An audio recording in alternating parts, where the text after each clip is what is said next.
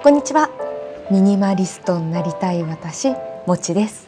今回は年末に向けて我が家を徹底的に捨て活しましたので、その様子をお届けします。実は私、物を減らしてから年末の大掃除がいらなくなりました。物が少ないと掃除が行き届かないところがほとんどないですし、日々の小さな掃除と、そしてロボット掃除機のおかげで楽して綺麗を維持できています。と言いつつ、そんな我が家も私の深刻なもったいない病のせいで捨てられないものもたくさんあり、まだまだ捨て活奮闘中です。掃除をより楽にするため、そしてすっきりとしたお家で気持ちよく新年を迎えるため、今回は特に心を鬼にして捨て活を頑張りました。悩みまくる私のリアルな姿満載ですので、ぜひ一緒に捨て活する気分で楽しんでいただけたら嬉しいです。それではスタートです。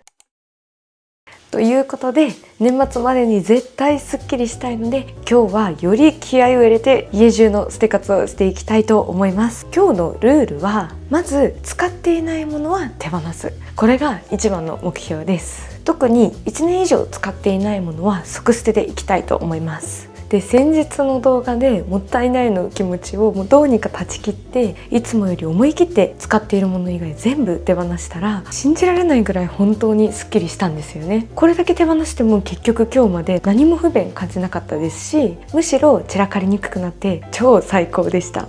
これがミニマリズムかと、ミニマリズムの本当の良さに気づけた気がします。なので今回も基準を厳しく、使っていないものは手放すの精神で捨て活をやっていきたいと思います。それと、まだ使えるには注意したいと思います。最近気づいたことなんですが、私って本来捨てるかどうかは使うか使わないかで判断したいはずなのに、いつの間にかまだ使えるか使えないかで考えちゃう癖があったんです。多分よく見ていただいている視聴者さんの方がずっと気づいてたかもですよね。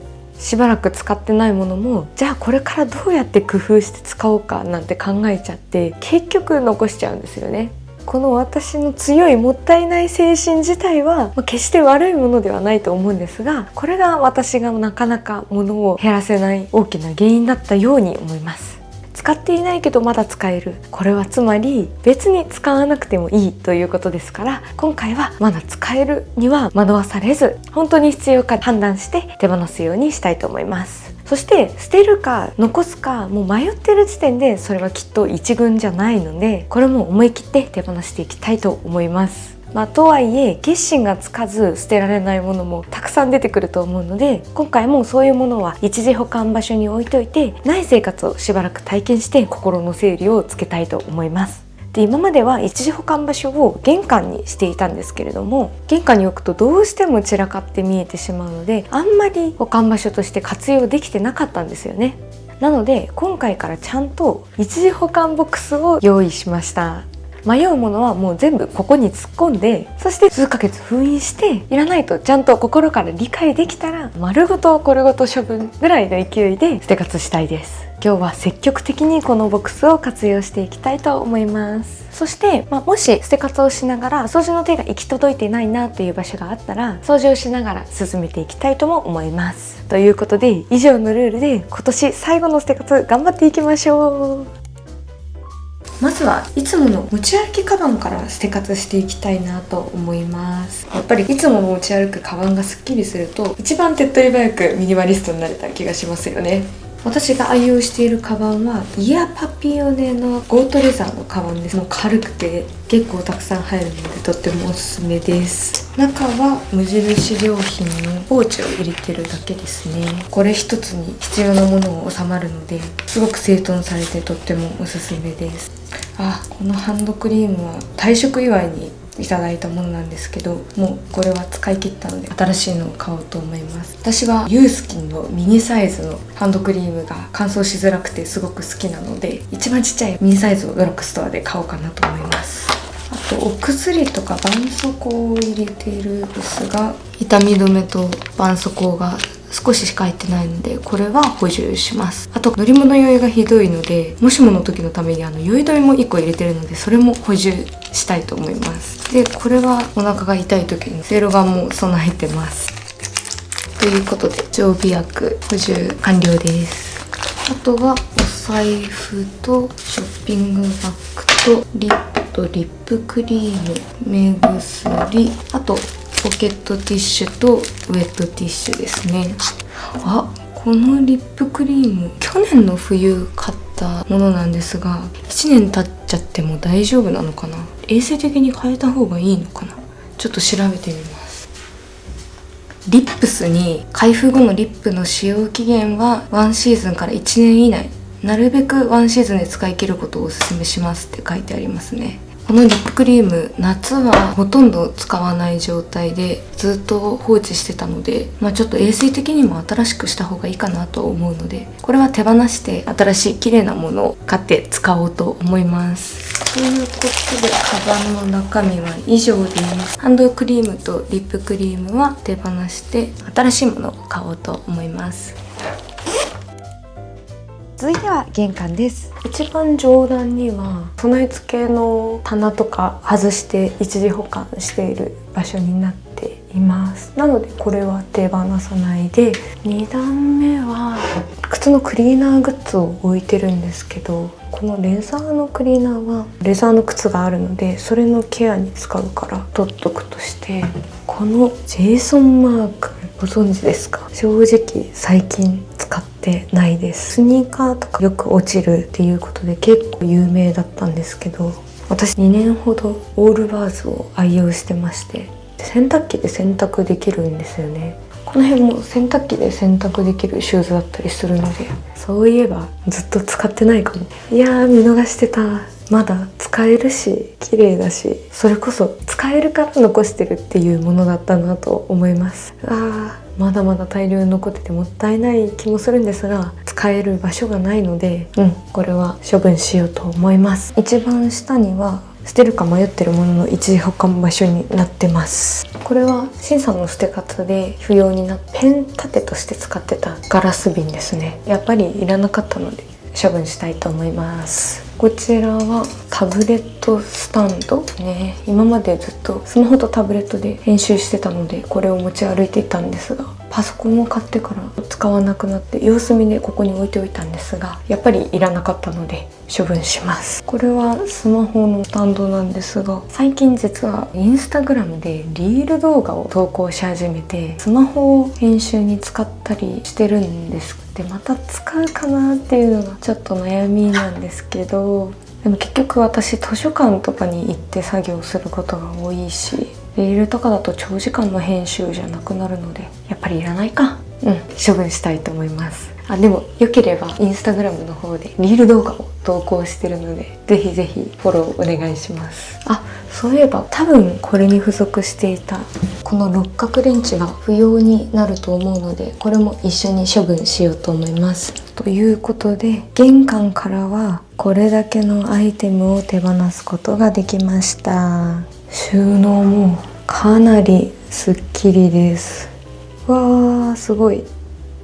ただ階段周り結構汚れてきてる気がするので、年末に向けて掃除機で掃除したいと思います。続いて洗面スペースです。洗面スペースで気になってたのが、この洗濯バサミ4つあるんですけど、普段の暮らしじゃ全く使ってないんですよね。なんかいらない気もする。今までたくさん持ってて、ついにここまで減らしたんですけど、これすらもいらない気がしてきました。でもお布団干す時にこれ1個あった方が楽かな。洗濯バサミ3つ処分します。このクリップ1個だけちょっとまだわかんないので、一時保管ボックスに入れようと思います。一時保管ボックス便利。迷った時に入れちゃえばいいから。この洗濯ネットケースもそういえばいらなくないか。ここにずっと置いてあるのも邪魔だし、しかもちぎれちゃってる。いつの間にかいらないかも。手放します。よし、次洗面台です。ちょっと最近気になってたのが、洗面台の掃除用のスポンジをかけるためのこのダイソーのウキウキミニ、これがしょっちゅう落下してるんですよね。ストレスなので処分して、お風呂にも使ってるフィルムフック、フィルムタイプで吸着するものに買い替えようかなと思います。なんでこれは処分ですね。いいのに買い替えちゃおう。洗面台の下も見てきます。これだ、いただいたお風呂の入浴剤とかバスソルトがもうたくさんあるので、この冬週に一度はお風呂に入って積極的に使い切ろうと思います。私めんどくさくて結構シャワーで済ましちゃうんですけど、この冬はちょっと休まる時間を大切にしたいなと思うので、積極的に使っていきます。忘れないように手前に置いといて、1個は洗濯機の上に目のつくところに置いといて、積極的にお風呂入ろうっていう意識づけにしたいと思います。こんな感じですね。あと反省なんですけど、結構パフとか安いからって言ってこう2箱の大きいセットのやつ買っちゃうんですけど、全然減らない。もうめちゃめちゃパフが邪魔なんで、高かったとしても使い切れるコンパクトのサイズ買えばよかったなってすごく反省してます。じゃあちょっとこれも見ていきますか。この箱はストックというか、大きなボトルとか次のスタンバってるものを置いてるところです。ウェットティッシュはアルコールとノンアルコールの両方使ってて、ノンアルの方はお化粧中にこまめに手拭いてボトルが汚れないようにするために使ってたり、あとアルコールは外出時に使ったりしてます。ダイソーで買ってるんですけど、10枚入りの小分けのものなので蒸発もしにくいし、持ち歩きにも小さいのですごいお気に入りですね。めちゃめちゃリピ買いしてます。これをねバーンとザクッと収納しちゃうところが私のズボラなところですね。でも結構最低限になってるな。あ、そういえばビューラーの替えゴム残り1個なんですけど、ちょうどボロボロになってきたタイミングなので今付け替えちゃうと思います。あとシリコンのヘアゴム、こんなにいらないですよね。シリコンのヘアゴムってどうやったら使い切れるの？多分もう一個外出先で突如必要で買っちゃった気がする。で、実は私シリコンのヘアゴム、髪結ぶだけじゃなくて輪ゴムとしても結構使ってて、例えば食品の口閉じる時とかもシリコンゴム使って閉じてるので、結構使う場面は一応ある。全く使わなくはないアイテムなので取っておくんですが、ちょっと古い方のシリコンゴムは処分しようと思います。これもね、正直数減らしてもいいんじゃないって思っちゃうんですけど、まだいいか、様子見ようと思います。あとこっちは特に見直す必要ないかな。これは OK。 こんなもんですかね。ということで洗面所からはこれだけのアイテムを処分します。ちょっと過去一少ない気がしますね。3年間の捨てカスの成果が現れてる気がします。あとこの1個だけ保管ボックスに入れておこうと思います。あとお風呂の掃除なんですけど、ここの溝だけちょっと手が行き届いてなくて汚く見えたので、ここは今掃除しちゃおうと思います。掃除しよう。 OK、 すっきり。続いてはキッチンです。まず冷蔵庫から。調味料は最小限にしてるので消費期限は大丈夫だと思うんですが、このバターだけ賞味期限8月1日になっちゃってますね。ちょっとこの冬シチューとかいいですね。積極的に使います。バターって高いからもったいなくて使うの控えちゃうんですよね。使えばいいのに。でこうやって賞味期限切れるんですよ。やってることがちょっと大バカさんですよね。なんでだろうね。あと2切れなのでもったいないと思わず積極的に使おうと思います。シチュー作ろう。シチュー。冷凍庫もあんまり保管しないようにしてるのでないですね。でもどちらかというと汚いですね。汚れが気になるので掃除したいと思います。歌丸でやります。物が少ないからこそ汚れ気になったなってタイミングで年に何回かは掃除してるので、やっぱり物が少ないって大掃除も結構減らせるなって思いますね。冷蔵庫の方はちょうど買いたてのタイミングなので、もうちょっと空いたら拭き掃除しようかな。引き出しを見ていこうと思います。どれも使ってるものばかりな気がしますが、ちょっと汚れが気になるので拭いとこう。これ小麦粉なんですけど、空になったから補充しようかなと思ったんですが、そういえば私小麦粉ってそんなに使わないんですよね。結構片栗粉で全部やっちゃうので補充しなきゃと思ってずっとここに置いてたんですけど、一旦手放してみようかな。で本当に小麦粉必要になったら買えばいいので試しに処分してみようと思います。続いて隣、調味料とかを入れてるボックスですね。このバジル、賞味期限2025年9月18日になってる。しかも開封してからは早く食べてくださいですよね。ガパオライス作ろうと買ってそっから全然使ってなかった。食べ物を手放すのって私すごく苦手なので、賞味期限切れてるんですけど、今晩にでもガパオライスを作って使い切ろうと思います。よし、手放すぞ。箱の中が汚いですね、掃除し。やっぱこういう箱の中身って本当に汚れますよね。だからあんまり箱を使わずに収納した方がいいんですよね。めっちゃ汚いじゃん。よいしょ。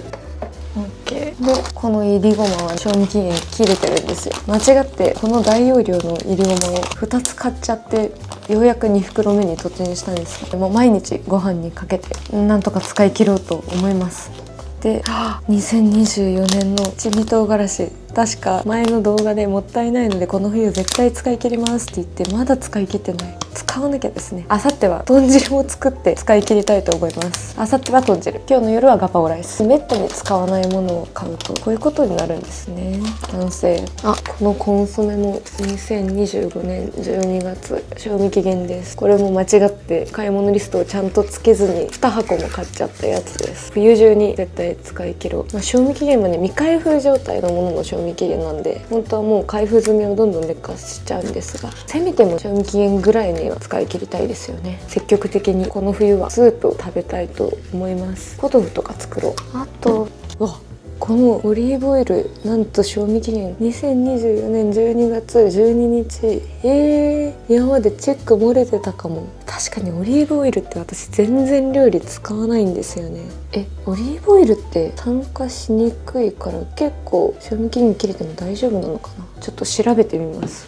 AI によると状態が良ければ1年程度は加熱調理などで使えますが、1年ですね。今酸化が進んでいる場合は風味が落ちているためサウナなどに使うのは避けましょう。1年以上賞味期限が過ぎている場合は無理に食べず適切に廃棄するのが安全です。私生野菜にかけて調理するタイプなんで、いつもだったら積極的に使い切ります派の私ですが、これは処分しようと思います。オリーブオイルまた必要になった時にちっちゃいの買い足せばいいので、しばらくは買わずに過ごそうと思います。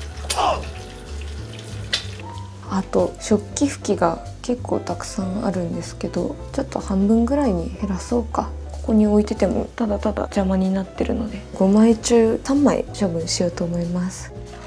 このスパイス箱いるか？なんかゴミもたまるしいらない気がしてきた。全然なくても大丈夫ですよ。でも可愛いからこうしちゃうか。こっちの方が好きだな。デザインはこのカゴいらないですね。結局箱があると掃除が大変になるので箱がない方が好きだな。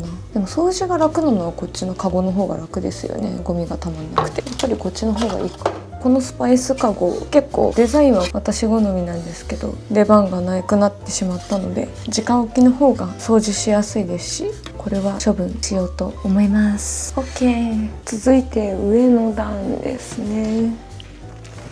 前回の消費しきれないお茶問題ですが、結構着々と使っていってはいます。結構減ってきた一方でまた新しくいただいちゃったりして、なかなか減らすのは大変。空いてるのはまた積極的に使うとして、いろいろお茶あるうちのこのダージリンティーだけまだ未開封ですが手放そうかな。まだ賞味期限はあるんですけど、もうお茶使い切れない量あるのと、ダージリンティー結構王道の紅茶なんですけど、他のお茶私結構アールグレー好きなんですけど、アールグレーとかあと白桃の煎茶とか、そういうちょっと個性的なアイテムに比べてそんなに飲みたいなって気がしないので、もったいないんだけどしょうがない、使い切れないので処分したいと思います。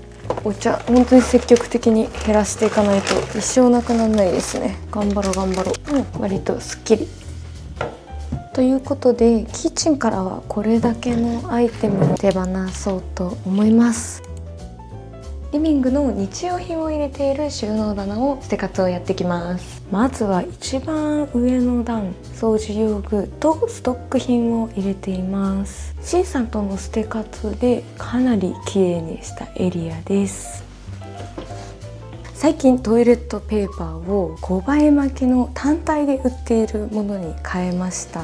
これあれば2ヶ月ぐらいは私全然持つかなという感じです。たくさんのトイレットペーパーを置かなくて済むので、ストックスペースもかなりすっきりできています。これがありましたね。本立てを奥の方に置いていました。ストックがたくさんあった時には整理するために使ってたものなんですが、今もう全然ストックがないので、これは処分しようと思います。続いては本や文房具、工具なんかを入れているエリアを見ていきます。文房具はシンさんと前回見直ししたエリアなのでそんなにないと思うんですが、一個一個見ていきましょう。この辺カード会社にもらったギフト券があるんですが、もう全然使えてなくて使わなきゃなという感じですね。なかなか近所に使えるところがないので、地元に帰った時にいつも使っています。積極的に使うようにまず3枚ぐらいお財布に入れとこうと思います。なんか特別なものをこれで買おうなんて思ってずっと取っていたんですが、結局もう5年6年ぐらい使えてないので、使わなきゃ本当に意味なかったですね。お財布に入れときます。しまい込みました。ちょっとパンパン。あとここにちっちゃいカードケースがたくさん出てきましたね。何かに使えるかもと思ってずっと取っておいたんですが、結局使えてないアイテムでした。もうそれこそ使ってるかじゃなくて使えるかで判断してしまって残していたアイテムだと思います。使ってないじゃんね。これは手放すことにします。カードケースも見ていこう。普段特にあんまり行かないお店のクーポン券を5章大事にカードケースの中に入れて残してしまっていたので、これは処分したいと思います。あと以前は行っていたけどあんまり普段行かないスーパーマーケットのポイントカードをね、ずっとカードケースの中にしまい込んでいました。もう使ってないので意味ないですね。これは処分したいと思います。あとペイペイのクレジットカードです。ヤフーショッピングも安くなったり、チャージするとペイペイもポイントがつくということで、ポイント最大化したい私はこれを発行してしまったんですが、ポイントそのためだけに持ってるカードだったので、なくても大丈夫。カードなんて1枚2枚あればもう十分ですから、これは処分しようと思います。ちょっと解約手続きします。でちなみに私のクレジットカード、このペイペイカードを処分したら残り3枚になる予定です。で3枚のうちの1枚が楽天カードなんですけど、これも来年には解約しようと思ってます。カードは2枚でお仕事用とあとプライベート用の2つまで減らそうと思っているところです。これだけカードエリアから減ったらだいぶ薄くなりましたね。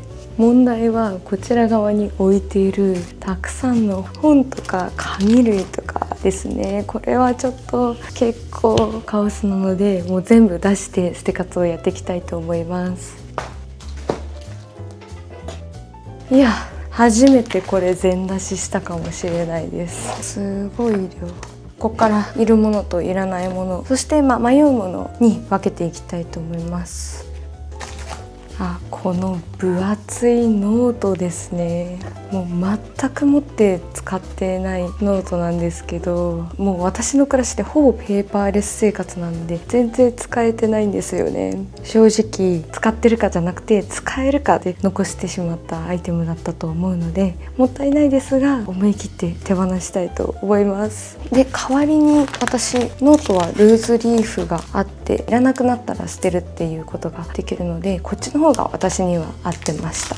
使ってるノートも正直中身は全くいらないものばっかりな気がする。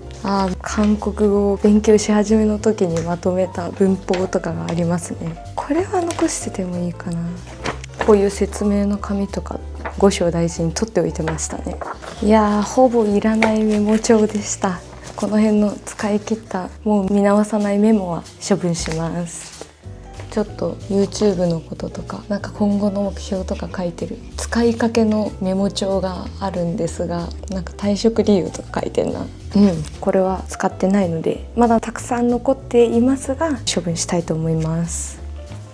過去の日記帳とかどうしてます？あの時こう考えてたなとか、自分の成長とか生きてた証を感じられる思い出のノートなので、これをもうちょっと残そうと思います。読み返すことなんてないんですけどね、なかなか。で友人が手作りしてくれたアルバムが結構たくさんあるんですよ。自分で作ったアルバムとかは手放しちゃったんですけど、こういう友人が作ってくれたものは自分も辛い時とかになんか元気がもらえたりするので、これは全部取っておきます。結構ある。洗濯乾燥機の説明書ですね。いやもういらないでしょう。こういうのとかもホームページで見れますからね。いらない。保証書はどれだ。あ、これか。メーカー保証が切れてるのかな。あ、でもアプリに接続すると3年間の保証期間延長って書いてありますね。これ申し込んでない気がする。これは申し込まなきゃですね。なんで保証書は取っておいて、あと入っていた付属品のボルトも保証書に入れて取っておきます。なのでこの辺の洗濯乾燥機の関する説明資料はこれは処分します。あと新聞ですね。掃除とかに使えるかもしれないと思うんですが、新聞って英語の勉強に購読してて毎週届くんですけど、もういくらでも届いてくるので処分したいと思います。クリアファイル前回捨て活したのにまた増えてる気がしますね。透明のクリアファイル4つぐらいある。クリアファイル2つ処分したいと思います。で、使っている教材も取っておく。今持ってるベッドの保証書なんですけど、保証期限1年でもう切れてますね。これも処分します。あ、また日記だ。すごい会社の悩みとかめちゃめちゃ書いてありますね。6788人の頃です。懐かしい。会社での依頼される一つ一つがやりたくないことって書いてありますね。面白い。これも取っておきましょう。初心を思い出しますね。あの頃の辛かった気持ちとか、今の YouTube やってっていう暮らしが当たり前になってしまうと、あの時どういう思いを抱えてたから今こういう決断をしたのかっていうのを忘れちゃうので、こういう日記があると進んできた道をたどれる気がして気持ちがいいですね。これは備え付けのものの取扱説明書で、これは賃貸のものなので取っておこうと思うんですが、こんな一等地に保存するんじゃなくて、玄関の手の届きにくいとこ、そっちに移動させようと思います。で、問題はこれですね。教材たち。昨年実は私イメージコンサルタントの資格を取りまして、その教材たちがここにずっしりあるんですが、卒業してから正直なところ一度も開いてないものです。私はイメージコンサルタントの道は自分がやりたいこととは違うなと思ってやめたんですが、やっぱり勉強ってお金もかけたし、知識という財産なので今後使わないと自分でも決めたのになんか取っておいちゃうんですよね。知識って物の価値として測れないものじゃないですか。いやー、どうしたものか迷いますね。これは保管ボックスの活躍するタイミングかもしれない。とりあえず勉強したものの中でも顔タイプ診断、あとメイク、これはなかなか面白い勉強で、資格取らないと勉強できない内容なので取っておこうかな。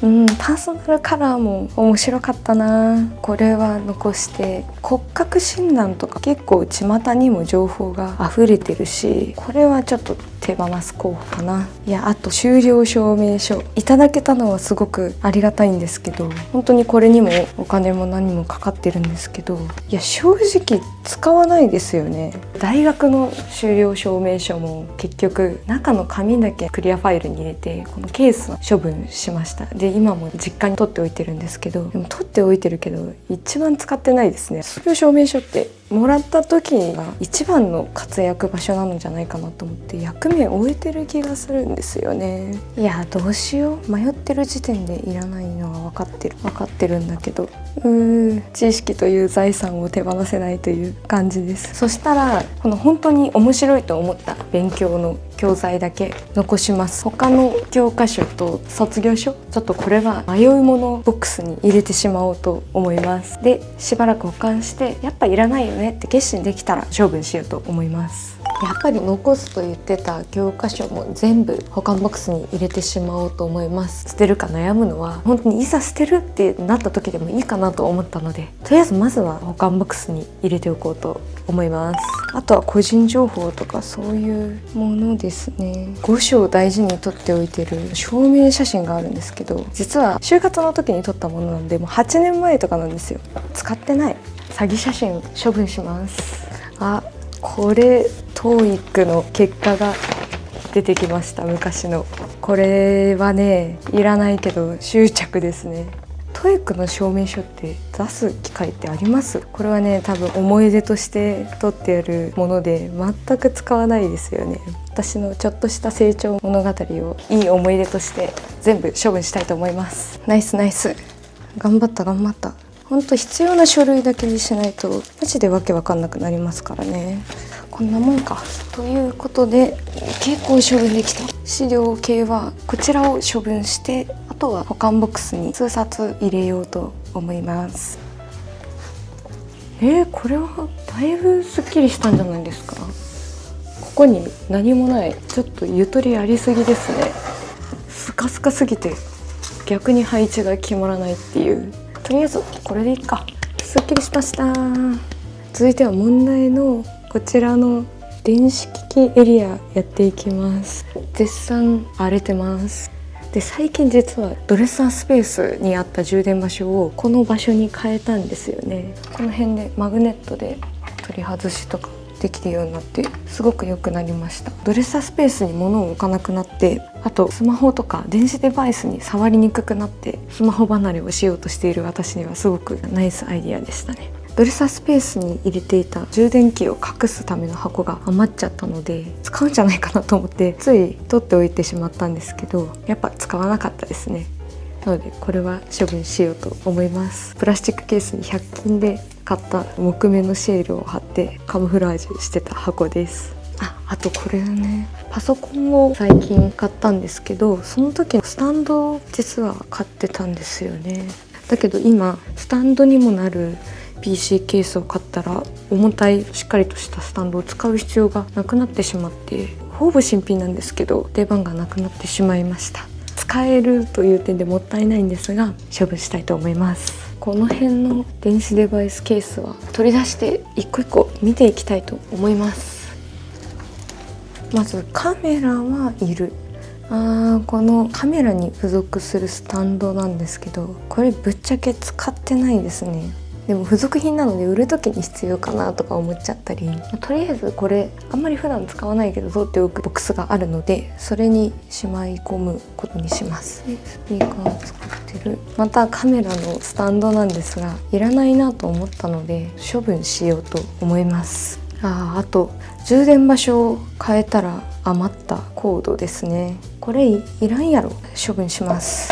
SD カードが3つもある。2つあれば十分なので1つ手放します。マグネットと付属品なんですけど、こういうのもね無駄に取っておいちゃってるんですよね。使わないので処分します。あとマイクの変換器、新しいマイク買っちゃったらもう使ってないのでこれも処分します。あとタコ足配線のコードですね。充電場所を変えたら余ったものなんですが、どこかで使うかもと思って今までの私だったら取っておいたんですが、取っておいても多分使う場所は早々には湧いてこないので、これは今回今使っているものではないので処分したいと思います。あとこの充電器も高速じゃない充電器なんですよね。本当にたまに高速充電器非対応のアイテムとかがあって、そのために使ってたんですけど、めったに使わないなら防災リュックに入れてる充電器で対応できると思うので、これは処分しちゃいたいと思います。結構細々としたものが減りましたね。充電ゾーンも結構すっきりしました。じゃあ続いて下の非常時のローリングストックスペースを見ていて、賞味期限切れがないか確認してきます。一応賞味期限順にこっちから並べてるんですけど、今年中に食べなきゃいけないのがこの2つかな。これは賞味期限10月と11月2つあるので、これはとっとと食べてしまおうと思います。あと4月賞味期限だったおしゃぶり昆布ですね。これ非常用リュックに入れていて、いやーこれ使ってないな。もう夏が過ぎたらおしゃぶり昆布食べる機会なくなっちゃって使えずにいたんですけど、試しに炊き込みご飯にして使ってみたいと思います。キッチンの上に置いとこう。ということでこちらの収納棚の捨て活が終わりました。今回相当すっきりしたんじゃないですか。いやー嬉しいですね。そしてこれだけのアイテムを手放すことができました。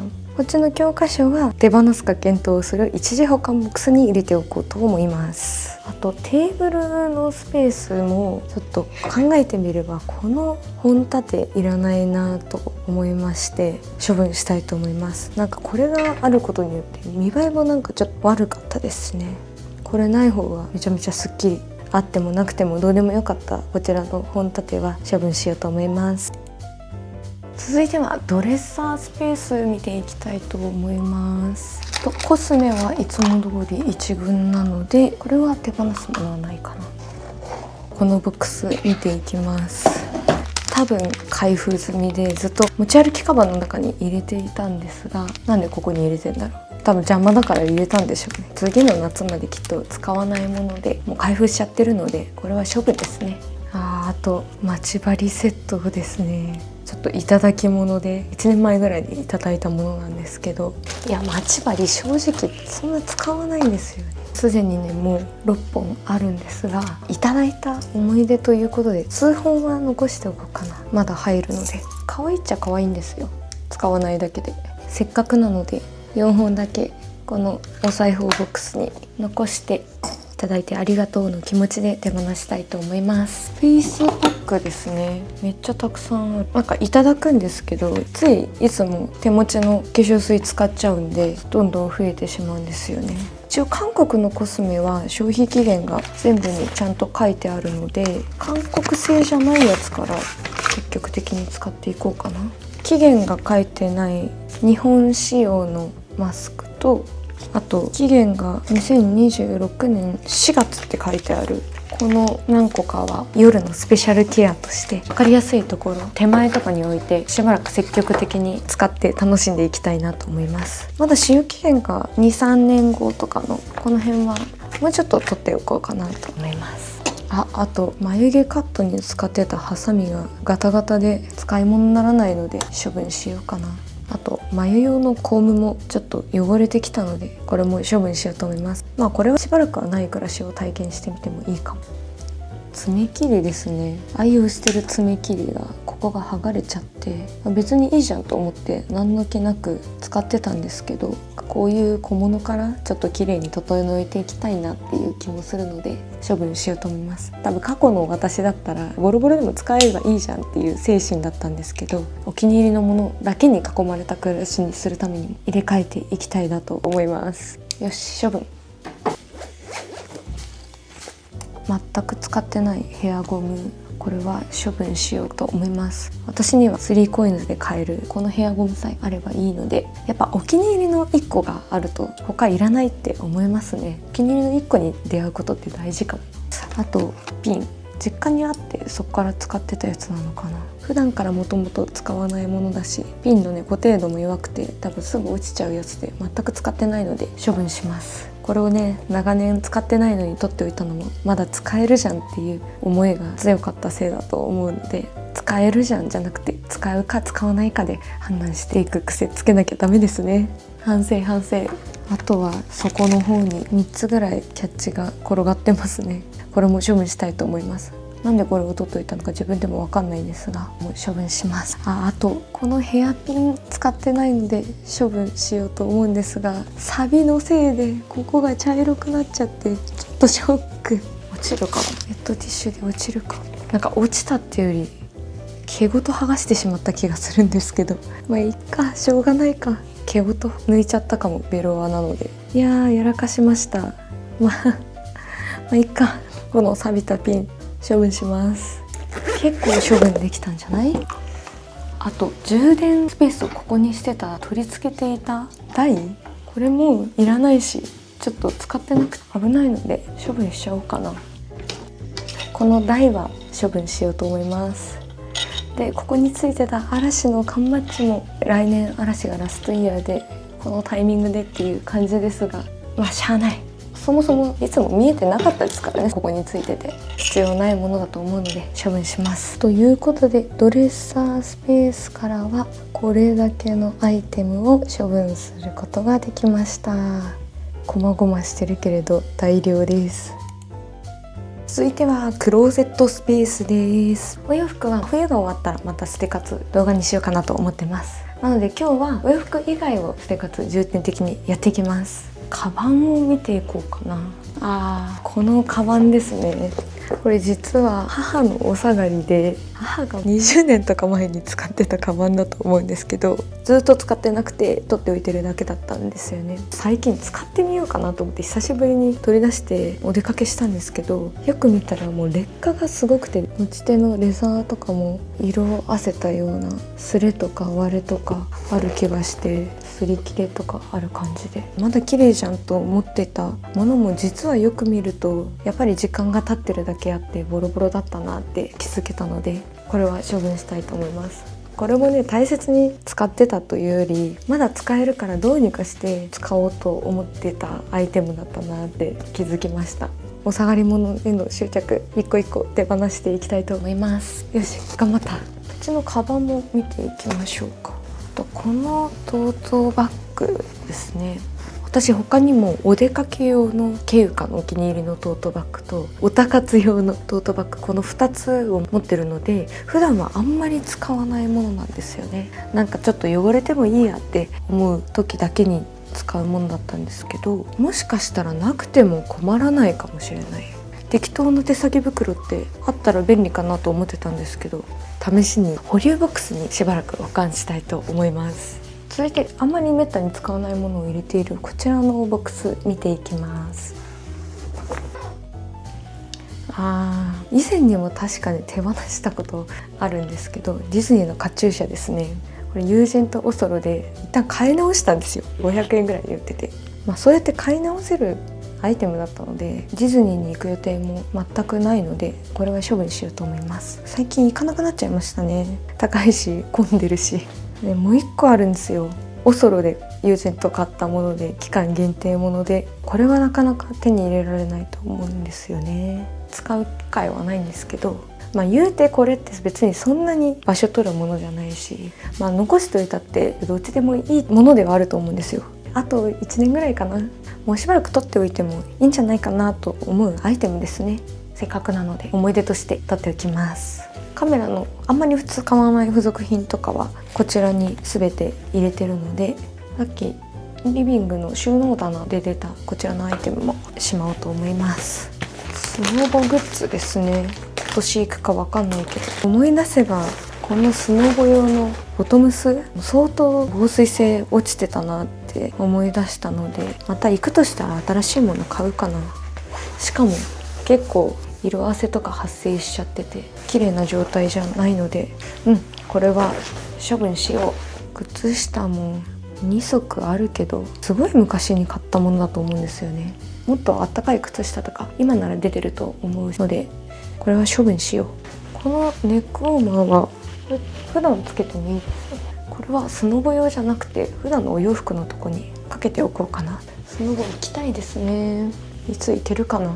行きたい気持ちはあるけど誘い待ちタイプです。内向的あるある。自分でこれ行こうとか誘える人結構羨ましいなって思ってて、自分で人生作れるじゃないですか。自分でやりたいことやって。私とか一人の時間も最高って思っちゃうタイプだとなかなか誘おうとも思わなくて、いつも誘い待ちタイプです。共感してくださる方いますかね。あとハンコセットですね。シャチハタはこれ大学1年生からバイトで使ってるんですけど、使う機会もなきにしもあらずっていうことで取っておいてますね。トイストーリーのケースに入ったハンコがあるんですけど、これ別に銀行員とかにしてるわけでもなくて、高校卒業の時のなんかもらったんですよね、学校で。でもこれ使ってないので、これは処分しちゃおう。使えるじゃんと思って取っておいたんですけど、何に使えるかも分かんないまま取っておいたって感じですね。なので処分します。このシャチハタと補充インキだけ一応ハンコとして取っておきます。ここにイヤーで入れときましょう。中がすっからかんになってきましたね。こんなもんかな。はい、片付きました。ということでこの辺のものも処分したいと思います。